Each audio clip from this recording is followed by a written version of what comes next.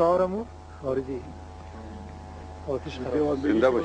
دیوان بیکنده تا کوای عزیز زندانی میکردن و مال چرا میگرفتن و خودون چرا مکشتن.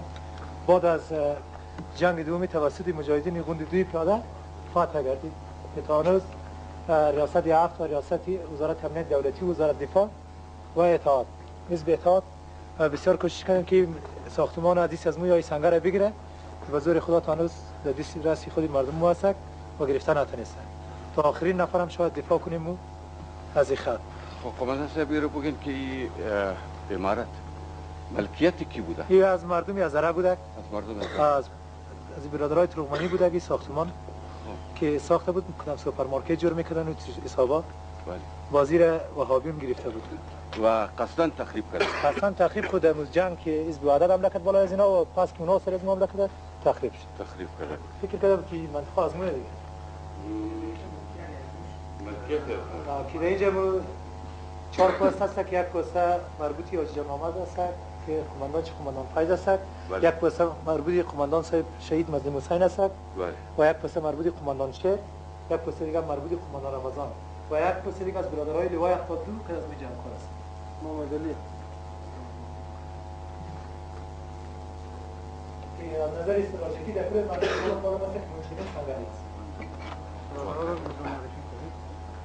برادرها دیگه مجاهدین قوم دوی پده شبیر از برادرای کویت هست از قامای از موشمو که در دیدن از موشمو آماده که از نزدیک شما مجاهدین ببینه. قوما ما خدمت شما یک دو توره اجازه جنرال صاحب و حاجی صاحبانو جناب قماندان صاحب خدمت شما عرض کنم.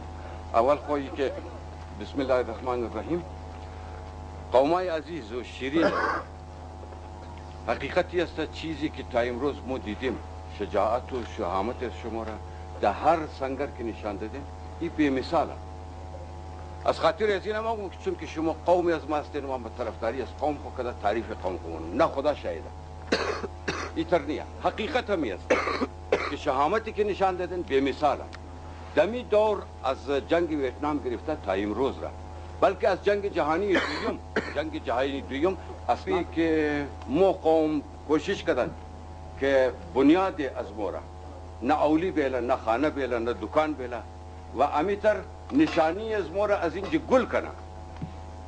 الحمدلله شهامت از شما بوده که نتنستن اونا قوم را بنیاد چرا از اینجا گل کنه و انشاءالله امیدوار هستیم همی آرزویی که در سراسر جهان قوم از ما داره قوم حضرت داره اهل تشیع داره اوی نمیه که کدام شهامتی که نشان دادن کدام عظمت رفته خوره که باز یافتین امیر انشاءالله نگاه خواهد کنیم.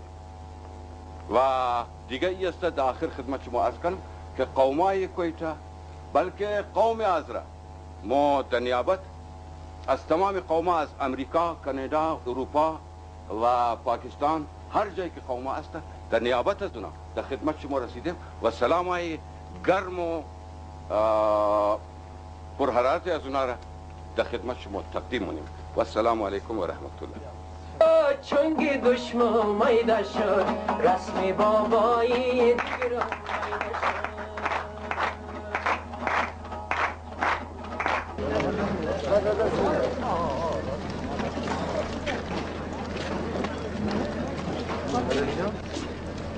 بیا لبس اونو خرابه رو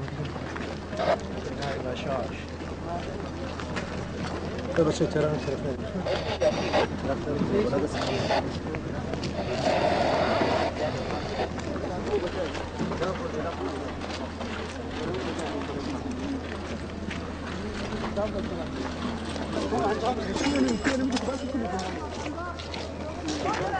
مردم رو بره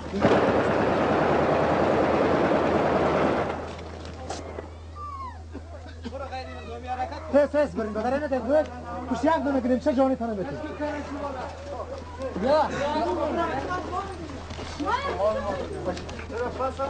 ها